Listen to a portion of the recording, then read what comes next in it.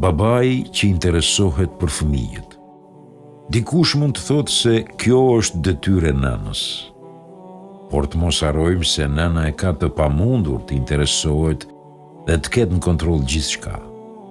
Në stadin e adoleshencës ka gjëra që nuk mund t'i kqyr dhe dëlloj veç se babai. Ka prindër që thonë se vetëm pas 2 vjetësh e kemi zbuluar se vajza jonë bashketonte me një djalë. Disa të tjerë thonë se djali i tyre kishte vite që merrte drogë dhe ata nuk e dinin.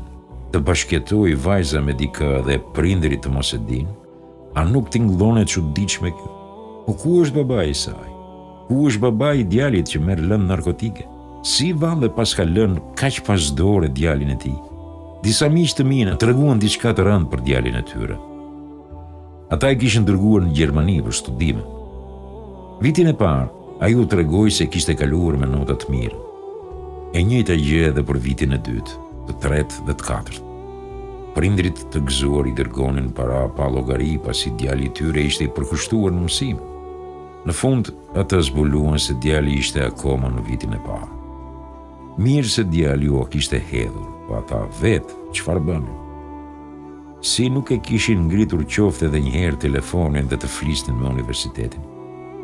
Si nuk ishin interesuar nëpërmjet internetit? Si nuk i kishin pyetur shokët dhe miqtë e djalit? Në derën e një prindi troket njeri i cili kërkon dorën e vajzës tij për nuse. Babai nuk pyet mjaftueshëm për djalin dhe pranon që vajzën ta martojë me të. Mandej ai befasohet se personi me të cilin ishte martuar vajza e tij e re dhe e mirë kishte qenë i martuar më parë. Dikush tjetër zbuloi se dhëndri nuk kishte profesion mjekësin, siç u kishte thënë, por mashtrimin dhe falsifikimin.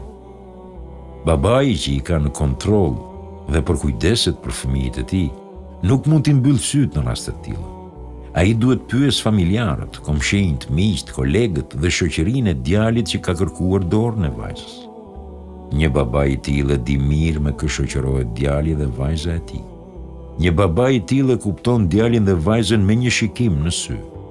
Prindi duhet interesohet dhe të përkujdeset për shëndetin dhe besimin e fëmijëve të tyre.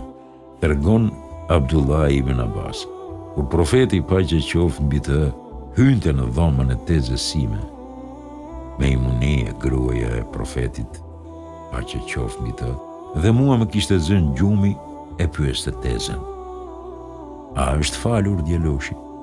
Zakonisht, kur dikush prej nesh është në momentet e fundit të jetës, lë testamentin dhe porositë e fundit. Sa kaq, profeti Ibrahim, paqja e Allahut qoftë mbi të dhe Jakub, i porosisnin fëmijët dhe pasardhësit e tyre që t'i përmbaheshin besimit të drejtë. Ibrahimi u dha këtë porosi fëmijëve të tij, po ashtu edhe Jakubi.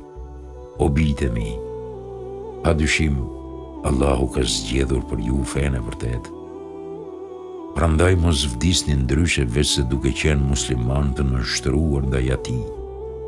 A ishit ju të pranishëm kur Jakubit ju afrua vdekja dhe i pyeti të bijt?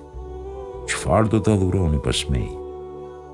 Ata ju përgjigjen: ne do të adhurojmë Zotin tënd që është edhe Zoti i etërve të tu, Ibrahimit, Ismailit dhe Isakut, një Zot të vetëm. Ne atij nënshtrohemi. Babai që interesohet dhe përkujdeset për fëmijët, i kushton vëmendje si shëndetit fizik të tyre, ashtu edhe atij psikologjik. Ai e dallon menjëherë vajzën e tij kur është e stresuar dhe e mërzitur. Të interesohesh dhe të përkujdesesh për fëmijët nuk do të thotë t'u nxish jetën dhe t'i përgjosh në çdo hap, duke cënuar privatësinë e tyre. Interesimi në këtë rast bëhet me butësi, me maturi dhe me edukim.